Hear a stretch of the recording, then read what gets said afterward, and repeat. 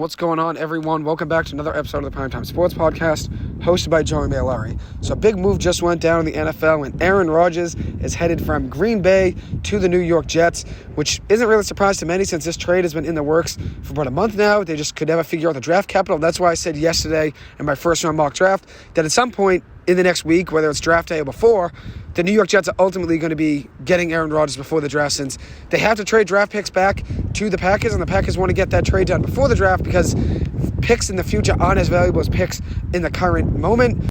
And so that move just went down just about an hour ago now, and I'm going to give you a breakdown of the deal. So the New York Jets are getting Aaron Rodgers, the 15th pick overall in this year's draft, and a 2023 fifth-round pick.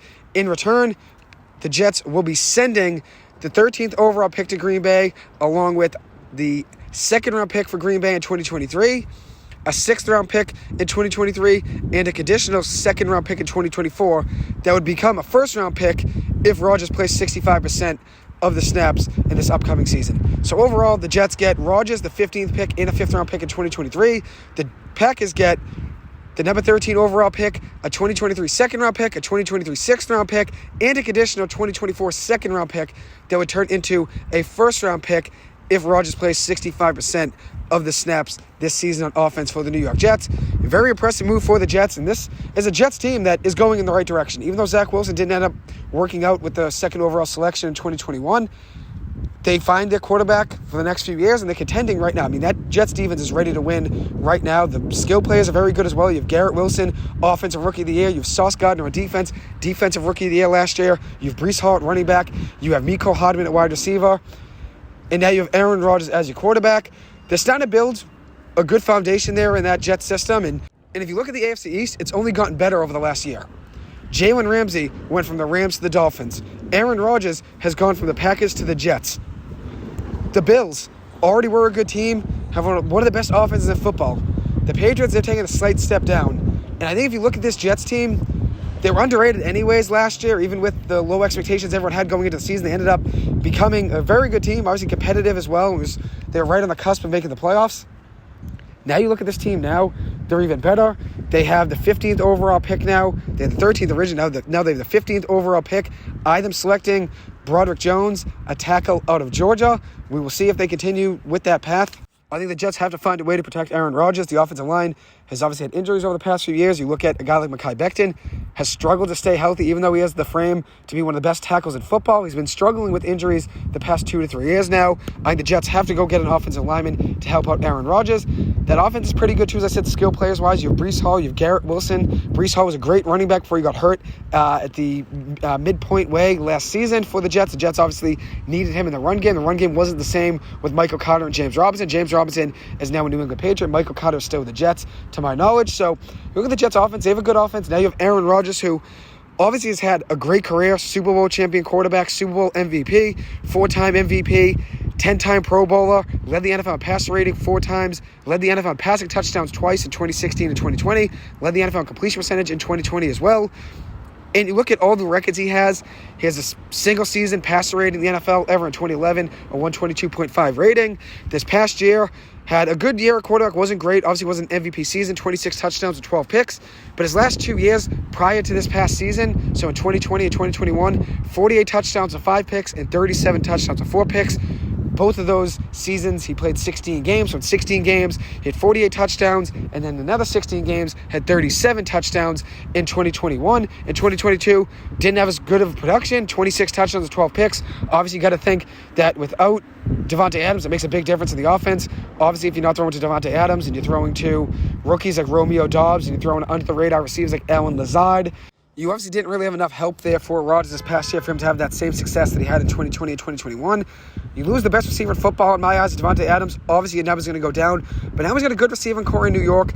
We'll see what the Jets look like this upcoming season. I think they're going to be a very good team. I think the Jets and the Dolphins will be contending for the top spot in the AFC East. I think the Bills are a good team. I think they're overrated, though, in my eyes. I'm not as high on the Bills as most people. Every year, for the past 3 years, they've had expectations of winning the Super Bowl and ultimately have not done that and have only won a playoff game in each of the last 2 playoffs. So I'm not going to really roll with the Bills.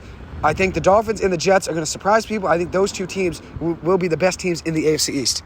So that's a big move for the New York Jets. And now we're going to look at it from the Packers' point of view here. They go up 2 spots in the draft, get 3 additional draft picks, and one of them could be a potential another first-round pick in 2024. It's a second-round pick conditionally, but could ultimately become a first-round pick in 2024 if Rodgers plays 65% of snaps this upcoming season for the Jets. So they get the 13th overall pick along with 3 additional picks, 2 of them being in this year's draft in 2023, a second-round pick and a 6th-round pick, and then also a conditional 2024 second-round pick. So not a bad return there for the Green Bay Packers. Now they're moving on to a new era, and this is the Jordan Love era, which I talked about yesterday in my mock draft. Never really had the opportunities over the past 3 years since being drafted in the first round out of Utah State. But that's because Rodgers was playing at such a high level, you really couldn't take him out of the lineup. And Rodgers, obviously, at the end of this past season, took those 3 to 4 days to figure out if he wants to play anymore. And that retreat ultimately resulted in him saying, okay, I want to play a few more seasons. He gives his okay to being traded to the Jets. The Jets, Packers go back and forth about a month to figure out the draft capital and who's going to be trading what. They ultimately came to the consensus today, and Aaron Rodgers is a New York Jet, which is a great move for the New York Jets. I see them winning 10 to 11 games this upcoming season. I think the Dolphins will be somewhere around there as well. I think the Dolphins, Jets, Bills, Patriots, that was my prediction heading into today.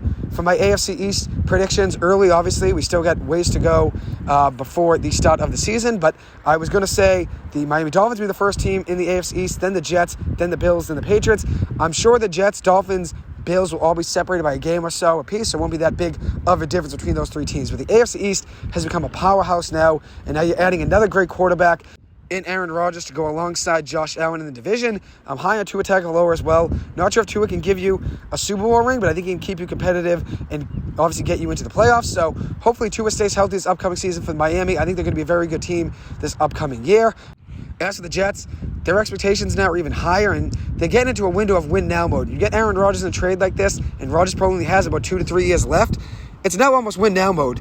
Aaron Rodgers is 39 years old, turning 40 this upcoming season in December. On December 2nd, he'll turn 40. So you only got probably 2 to 3 years left of Aaron Rodgers, maybe 2 years left of him playing at such a high level, maybe 2 years after that. He could be average, but I think you're going to have 2 very good seasons out of him these next 2 years. And if you look at his contract, he's under contract for 2023, and then he could get out of the deal in the 2024 offseason. So just about a year from now, he could opt out and be a free agent. That's obviously an option of Aaron Rodgers, and if he wants to actually go in a different direction after being traded to the Jets, if the Jets don't work out this year and he says, I want to go somewhere else, he has the option of doing that by 2024. So we will see what happens there. He'll be 41 years old next year in 2024, so I'm not sure he's going to want to move too much now. Once he's 40 at the beginning of the season, he's probably going to want to stay put for a couple of years and try to give it one last go-around to try to win another Super Bowl. He only has 1 in his career. A second one would obviously help him in the conversation being one of the best ever. He's obviously one of the most accurate quarterbacks ever, one of the most talented passes in NFL history, but I think he wants to be even more than that. So we will see what happens with Rodgers upcoming year for New York. And what I mean by he wants to be more than that, he wants to be more than just known as, one of the best passes ever to live. He wants to be one of the greatest, including winning-wise. He only has 1 Super Bowl. With only 1 Super Bowl, you're not going to be considered the greatest of all time when you're competing against guys like Joe Montana, Tom Brady. Even Patrick Mahomes now has 2 Super Bowl rings. Rodgers needs another Super Bowl ring under his belt to be in that class. Even though he is one of the most talented quarterbacks ever, still winning-wise, he only has 1 Super Bowl. So we will see what Rodgers does in New York.